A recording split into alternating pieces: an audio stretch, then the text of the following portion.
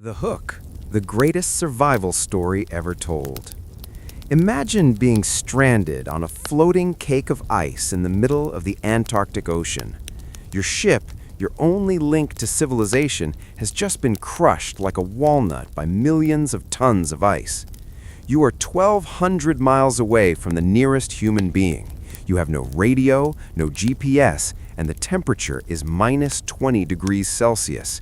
Your food is running out, and the very ground you stand on is melting into a freezing, killer sea. In 1914, 28 men faced this exact nightmare. For 497 days, they lived in a world of white silence and blue ice.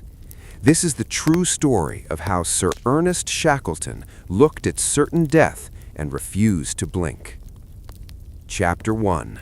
The Ambition of a Lion. The year was 1914.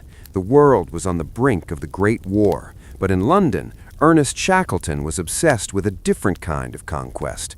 The North and South Poles had already been reached. There was only one great main object left, the Imperial Trans-Antarctic Expedition. The goal was to cross the entire Antarctic continent on foot, from sea to sea, via the South Pole. Shackleton placed a legendary, though possibly apocryphal, advertisement in the London newspapers.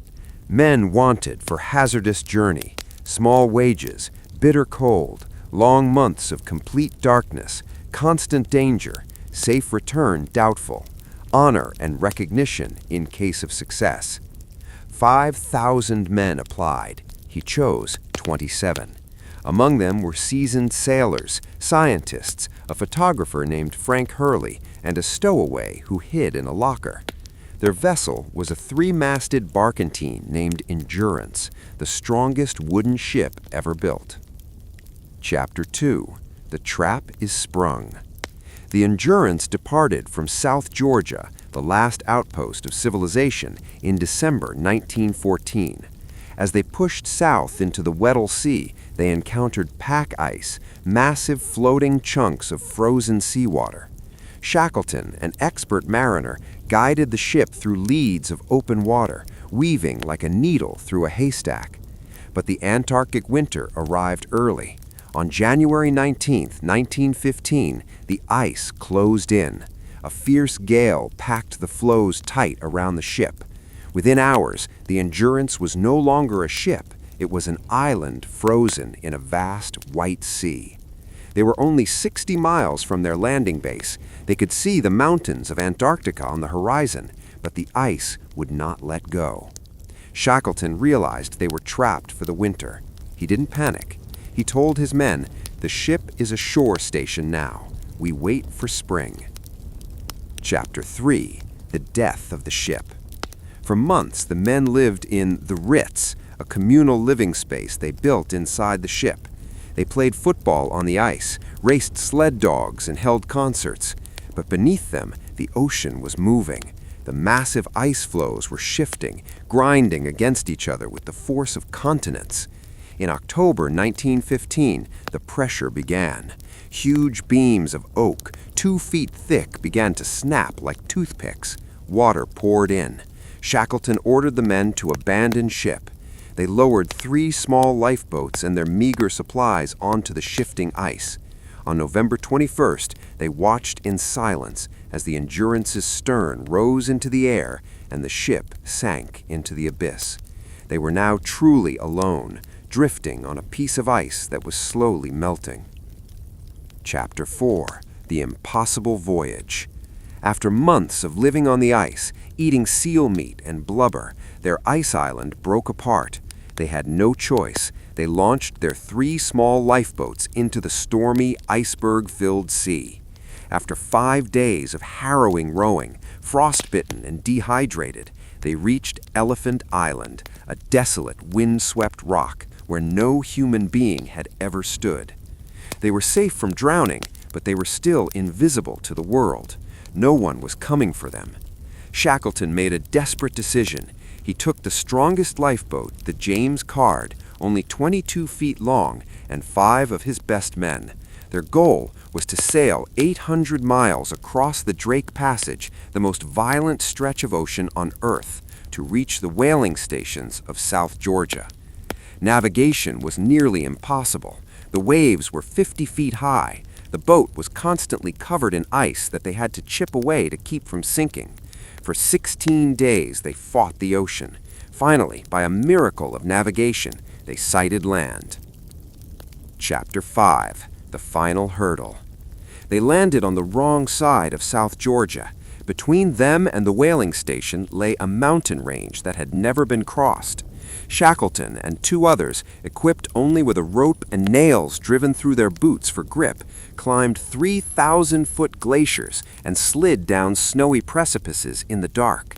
When they finally walked into the whaling station, they were unrecognizable. Their hair was long, their faces were black with blubber soot, and their clothes were rags. Shackleton walked up to the station manager and asked, "Do you know me?" The manager shook his head. "My name is Shackleton," he said. The manager turned away and wept. The climax. Not a single soul lost.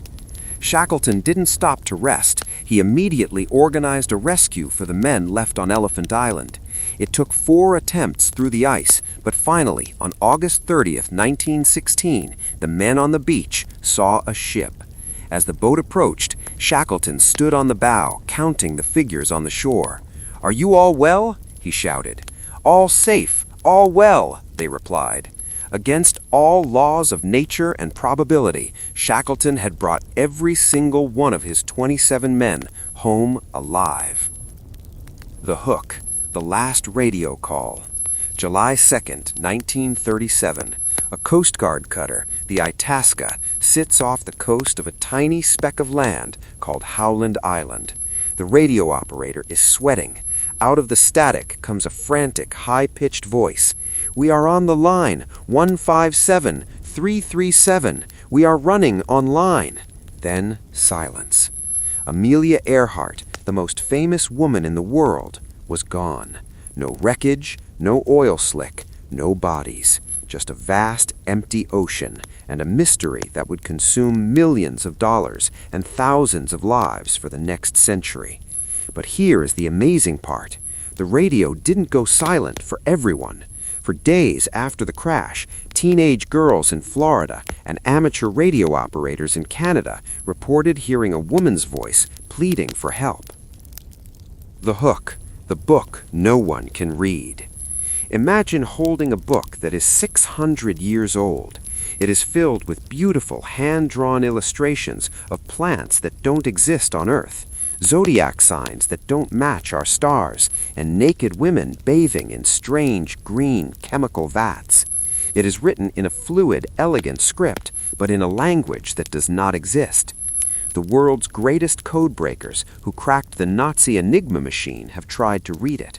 The most advanced AI models in the world have analyzed it. They all failed. Some say it's an alien encyclopedia. Others say it's the ultimate prank. But the parchment is real, the ink is medieval, and the secret it holds could rewrite the history of science. Chapter 6. The Discovery at Villa Mondragone. In 1912, a rare book dealer named Wilfrid Voynich was rummaging through a chest of ancient books at a Jesuit college in Italy. Among the dusty Latin Bibles, he found a slim volume that looked out of place. As he flipped through the vellum pages, his heart raced. He saw botanical drawings, roots, leaves, and flowers that looked almost familiar but belonged to no known species. Astronomical maps, strange circular diagrams that looked like galaxies seen through a telescope, except telescopes hadn't been invented yet. The language, a script consisting of 25 to 30 distinct characters written from left to right with no errors, no crossings out, and a flow that suggested the writer knew exactly what they were saying. Voynich bought it instantly. He spent the rest of his life trying to prove its origin, but the Voynich manuscript, now officially known as Beinecke MS-408, became a black hole for every mind that touched it. Chapter 7. The Codebreaker's Nightmare. During World War II, The British and American governments gathered the finest cryptographers, the people who win wars by reading the enemy's mind. One of them, William Friedman, the man who broke the Japanese Purple Code, spent 30 years obsessed with the manuscript. He applied frequency analysis. In any language, certain letters, like E or T in English, appear more often than others. But the Voynich manuscript broke the rules. It had a structure similar to natural language, yet it followed Zipf's law, a mathematical pattern found in all human languages, more perfectly than any known language. Friedman's conclusion? He suffered a nervous breakdown and eventually admitted, "I don't think it's a code. I think it's an artificial language constructed by a genius." Chapter 8. The Carbon Dating Shock. For decades, skeptics claimed Voynich himself forged the book to make money. But in 2009, the University of Arizona